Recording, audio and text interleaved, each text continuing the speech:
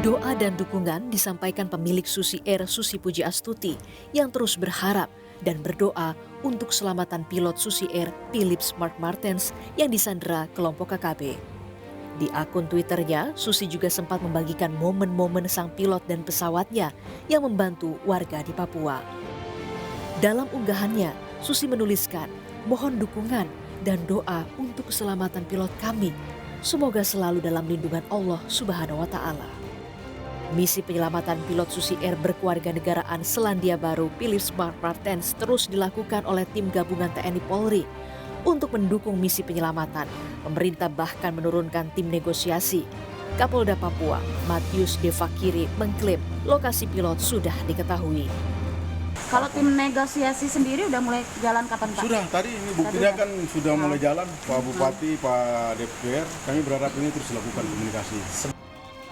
Seiring dengan upaya penyelamatan pilot yang dilakukan tim gabungan TNI Polri, pemerintah juga terus berkoordinasi dengan pemerintah Selandia Baru untuk melaporkan perkembangan pencarian. Pemerintah Republik Indonesia terus melakukan komunikasi dengan pemerintah Selandia Baru untuk memantau dan mengakselerasi penanganan pembebasan sandera. Sudah 8 hari pilot Susi Air disandera oleh KKB. Penyanderaan terjadi ketika maskapai Susi Air akan mengevakuasi warga yang mendapat ancaman dari KKB. Pesawat Susi Air dengan nomor penerbangan SI 9368 dibakar dan sang pilot disandera. Salmawati, Tim Liputan, Kompas TV, Mimika, Papua Tengah. Untuk mengetahui informasi terkini dari proses negosiasi pembebasan pilot Susi Air asal Selandia Baru, Philips Mark Martens, sore ini sudah bersama dengan Kasatgas Humas Operasi Damai Kartens, Kombes Doni Charles. Selamat petang, Pak Doni. Terima kasih sudah bergabung bersama kami di Kompas Petang. Ya, sama-sama, Pak. Ya, Kombes Doni, sejauh ini sudah berada di tahap mana untuk proses pembebasan pilot asal Selandia Baru ini?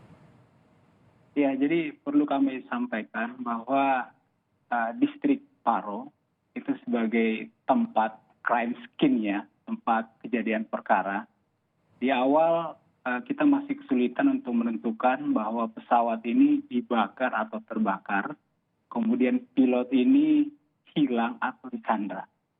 Dengan adanya beberapa video yang viral, kalau kita sudah pastikan bahwa yang bersangkutan disandra, kemudian pesawatnya itu dibakar. Nah, kondisi ini adalah tindakan pidana yang harus kita proses. Maka itu tim dari Satgas Damai Kartens, kemudian TNI Polri juga sudah ke Paro untuk melakukan olah TKP. Dan olah TKP di sana sudah dianggap selesai kemarin. Kemudian bangkai pesawatnya juga sudah digeser dari runway. Sehingga kondisi terakhir di Paro itu boleh dikatakan sudah bisa didarati lagi oleh pesawat. Oke. Dan ya. Ya, Kombes Doni, lalu seperti apa proses negosiasinya? Apakah ada permintaan khusus dari para penyandera agar pilot Susi Air ini bisa segera dibebaskan? Ya, jadi pendekatan yang kita lakukan ini adalah pendekatan soft. Ya, kita menggunakan pendekatan lunak. Seperti yang disampaikan oleh Bapak Kapolda, masih terbuka ruang-ruang komunikasi. Jadi ruang-ruang komunikasi inilah yang kita kedepankan dengan mengutamakan keselamatan sandera. Jadi ini adalah operasi pencarian dan penyelamatan. Jadi yang utama di sana bagaimana kita menempatkan keselamatan pilot ini yang prioritas. Maka itu upaya-upaya tetap kita lakukan seperti tadi, dengan mengedepankan tokoh masyarakat, pemerintah daerah di sana yang punya peluang untuk melakukan komunikasi yang intensif. Demikian, ya. Apakah sudah ada komunikasi dengan pihak KKB tersebut dan sudah adakah hasil ataupun kesimpulan dari komunikasi yang telah dilakukan? Iya, perkembangan dari hasil komunikasi itu ada. Cuma memang ini kita harus ikuti terus. Karena itu tadi, pendekatan yang kita lakukan harus soft sehingga kita mempercayakan kepada tim yang bekerja di lapangan. Maka tidak bisa kita menyampaikan itu secara terbuka sekarang. Biarlah tim ini bergerak. Mudah-mudahan harapan kita bersama bisa mengembalikan Sandra ini dalam keadaan sehat dan seperti sedia kala. Demikian, Mbak. Jadi saat ini pihak kepolisian hanya menggunakan tokoh-tokoh masyarakat untuk sebagai pihak mediator atau ada pihak lainnya yang bisa ikut berpartisipasi? Iya, karena memang tidak semua punya akses untuk berkomunikasi.